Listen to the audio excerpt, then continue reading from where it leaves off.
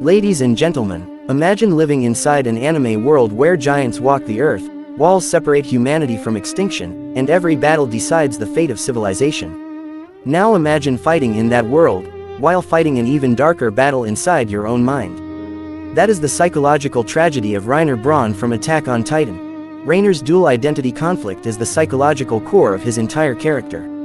At its surface, it may look like simple deception, a spy pretending to be a loyal soldier while secretly serving another nation.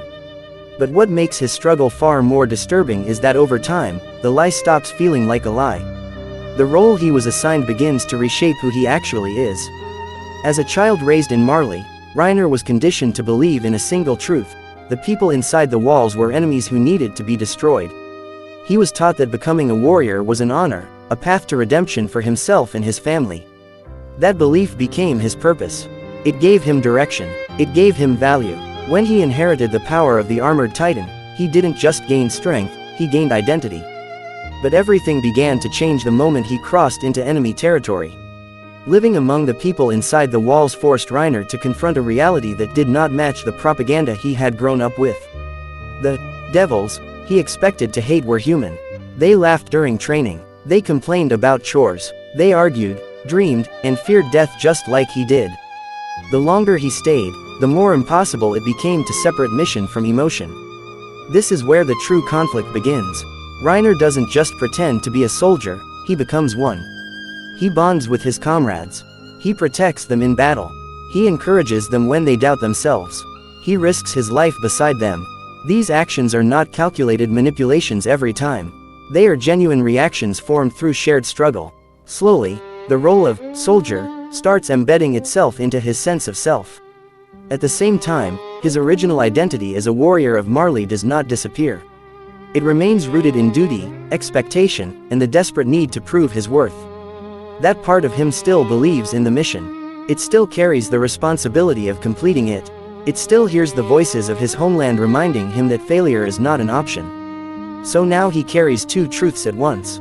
He is both protector and destroyer, comrade and enemy, hero and infiltrator. The human mind is not designed to hold such opposing identities without consequence. When someone is forced to live in contradiction long enough, the tension begins to fracture their perception of reality. For Reiner, switching between these roles is not like changing masks, it becomes an internal division. There are moments when he speaks and acts entirely as a loyal soldier, fully immersed in that reality. Then there are moments when the warrior identity resurfaces with cold determination. The terrifying part is that neither side feels completely fake. His loyalty to Marley is real because it was built through childhood conditioning and emotional manipulation. His loyalty to his friends inside the walls is also real because it was built through shared suffering and genuine connection. Both identities carry emotional weight. Both demand obedience. This creates a constant psychological tug of war. When he fights alongside his comrades, he feels belonging. When he remembers his mission, he feels obligation. Each identity threatens the existence of the other. To fully embrace one would mean betraying the other, and in doing so, betraying a part of himself. Over time, this unresolved tension erodes his stability. The boundaries between his two roles blur. He struggles to determine which version of himself is authentic. Is he the proud warrior completing a righteous mission, or the loyal soldier protecting humanity? The answer becomes painfully unclear. His dual identity conflict is not simply about espionage. It is about the collapse of a unified self. It shows what happens when ideology and lived experience collide. When propaganda meets humanity. When a child raised to hate is forced to love the very people he was meant to destroy. Reiner's tragedy is that he does not get to choose one identity without losing the other. He is trapped between them, forced to carry both, even as they tear him apart from the inside. Reiner's psychological breakdown does not happen in one explosive moment. It unfolds slowly, almost quietly, as if his mind is trying to endure more than it was ever designed to handle. At first, he appears stable, focused, mission-driven. He knows why he is inside the walls. He knows what he is supposed to accomplish. That clarity gives him structure. But clarity becomes fragile when reality refuses to align with belief. The longer Reiner lives among the people he was taught to hate, the more strain builds inside him. He forms friendships that feel real. He fights alongside comrades who trust him completely. He experiences fear, exhaustion, and relief with them. These shared emotions begin to anchor him to a second truth, one that contradicts everything he was raised to believe. This contradiction creates unbearable psychological pressure. To function, Reiner cannot constantly question his mission. If he fully absorbs the emotional consequences of his actions while still needing to carry them out, he would collapse instantly. So his mind begins to compartmentalize. Instead of integrating both identities into one coherent self, he unconsciously separates them. This is where dissociation begins to take shape. There are moments when Reiner speaks and behaves entirely as a loyal soldier of the walls. His tone shifts, his body language softens, his sense of belonging appears authentic. He strategizes as if the survival of humanity inside the walls is his personal responsibility. In those moments, he is not pretending. He believes it, he lives inside that version of himself completely. Then, in other moments, the warrior identity surfaces. His voice becomes firm, mission-focused, emotionally distant. He recalls his homeland. He speaks about objectives, outcomes, and necessary sacrifice. It feels as though a switch has flipped, but it is not a conscious performance. It is a survival mechanism. The human brain can only tolerate extreme cognitive dissonance for so long before it seeks protection.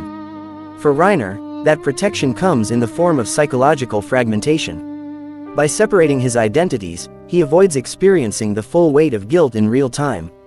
Each side carries part of the burden, preventing total emotional overload. But fragmentation is not stability. It is temporary containment. As the years pass and the consequences of his actions multiply, the cracks become visible. His transitions between identities grow less controlled. He sometimes responds as if he genuinely belongs to the walls, only to abruptly revert to his warrior mindset. These shifts are disorienting, not just for those around him, but for himself. The line between role and reality blurs. Exhaustion becomes constant, not just physical fatigue from battle, but mental depletion from maintaining incompatible versions of himself. His eyes lose their intensity. His posture becomes heavier. There is a visible weariness in his expression, as if he is carrying invisible weight on his shoulders every second of the day. Guilt intensifies the breakdown. He remembers faces, conversations, trust. He recalls the chaos and destruction that followed his actions. Every fallen comrade deepens the fracture. Yet he cannot undo what has been done. The mission continues. Expectations remain. There is no pause button for psychological recovery in the middle of war. This trapped state accelerates his deterioration. He begins questioning his own worth. His sense of identity becomes unstable. If he is both hero and villain, then who is he really? If he believes two conflicting truths, which one defines him? Without a stable answer, his foundation weakens. What makes his breakdown so devastating is its realism. He does not snap into madness. He unravels gradually. The strong, reliable presence slowly reveals confusion, despair, and self-doubt beneath the surface. His mind did not fracture because he was weak. It fractured because it was overloaded. Reiner's dissociation is not theatrical, it is protective. His psyche divides to keep him functioning in a world where no choice is clean and no action is free of consequence.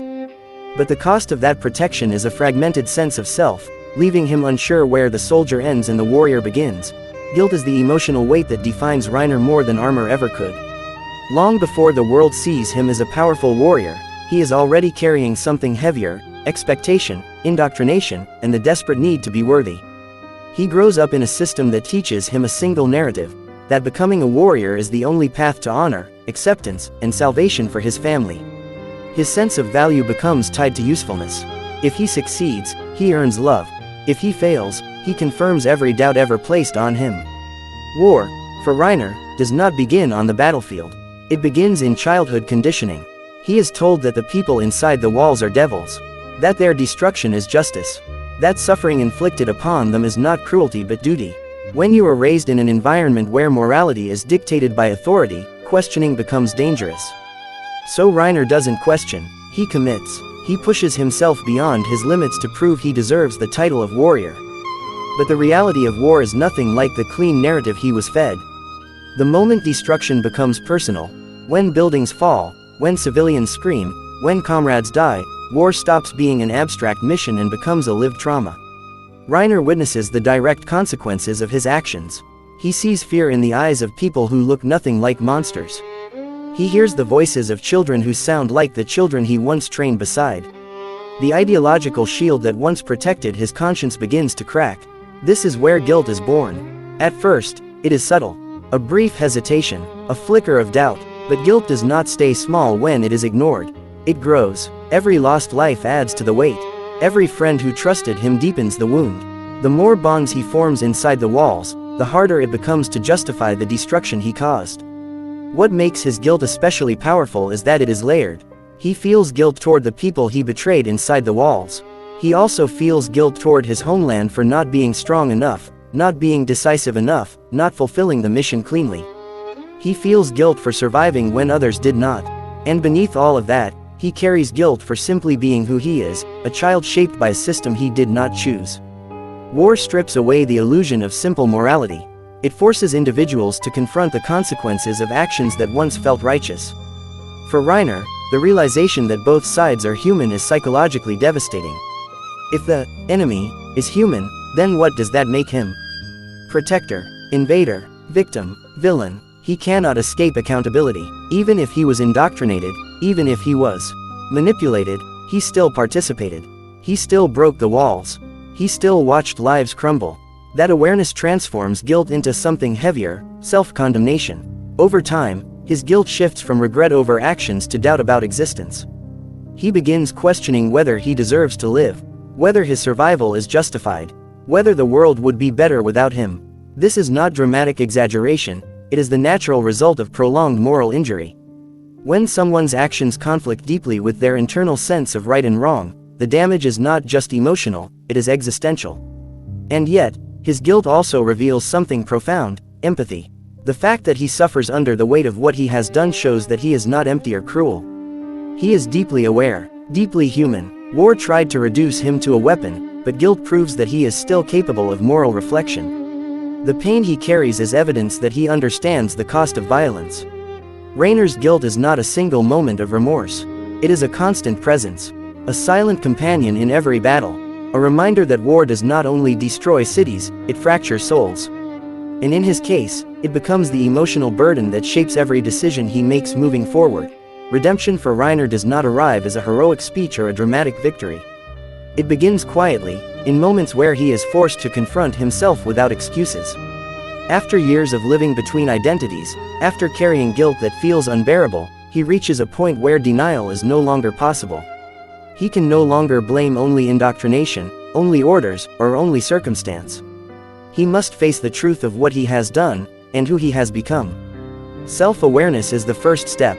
For most of his journey, Reiner survives by fragmenting himself. One side takes responsibility for duty, the other absorbs emotional attachment. But redemption cannot grow in fragmentation. It requires integration. It requires acknowledging that both the warrior and the soldier are real parts of him. Neither can be erased, neither can be fully justified. This realization is painful because it removes the comfort of extremes. If he were purely a villain, then cruelty would be simple. If he were purely a hero, forgiveness would be easy. But existing in the gray area demands maturity. It demands ownership. Reiner begins to understand that while he was shaped by propaganda and expectation, he still made choices. Some were driven by fear, some by pride, some by desperation to prove himself. Accepting that complexity is the beginning of growth. Instead of running from his guilt, he starts carrying it consciously. Redemption for him is not about undoing the past. That is impossible. The walls cannot be unbroken. The lives lost cannot return. Redemption instead becomes about responsibility in the present. It is about asking, what can I do now, knowing everything I know? This shift changes his posture toward the world. Earlier, his actions were driven by proving his worth. Later, they are driven by protecting others from repeating his mistakes. There is a difference between fighting to be seen as valuable and fighting because you understand the cost of violence. He becomes more reflective, more restrained. The reckless desire to fulfill expectations is replaced by a heavy awareness of consequence. When he steps into battle again, it is no longer with blind certainty. It is with understanding that every action echoes beyond the moment. Self-awareness also forces him to see others clearly. He recognizes that the people he once labeled as enemies were victims of their own narratives, just as he was. This recognition softens him, not into weakness, but into empathy. He understands how easy it is for children to be molded into weapons. How easy it is for hatred to be inherited rather than chosen. That empathy becomes part of his redemption. True redemption is not about being forgiven by everyone. It is about choosing to act differently even when forgiveness is uncertain. Reiner cannot control how others view him. Some will always see him as the destroyer of their home. Some will never separate his actions from his identity. But self-awareness teaches him that redemption is internal before it is external. He stops seeking validation as proof of worth. Instead, he seeks accountability. He accepts that living means continuing to face what he has done. There is courage in that choice. It is easier to collapse under guilt. It is harder to wake up every day and keep trying to be better. His redemption is not clean or triumphant. It is complicated, ongoing, and deeply human.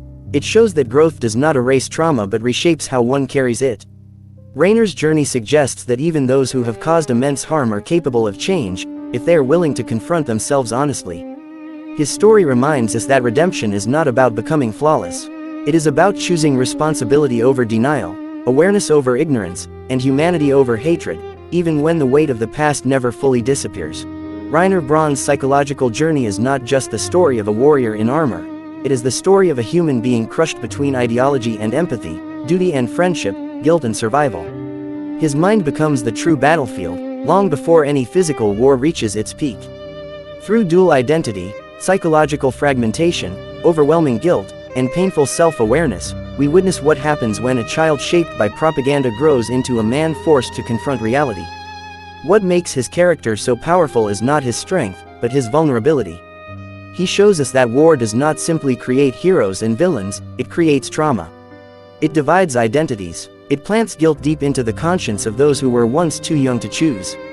Reiner represents the cost of blind loyalty and the devastating consequences of inherited hatred. Yet he also represents something equally important, the possibility of growth. His redemption is not loud. It is not perfect. It does not erase the past. Instead, it reflects a mature understanding that accountability matters more than image, and responsibility matters more than pride. By facing his mistakes instead of hiding from them, he proves that even a broken warrior can move forward with awareness. In the end, Reiner's story teaches us that the heaviest armor a person can wear is not made of steel, it is made of guilt, memory, and identity. And true strength is not the power to destroy, but the courage to confront who you really are. Because sometimes, the greatest battle is not against the world, but against the person you see in the mirror.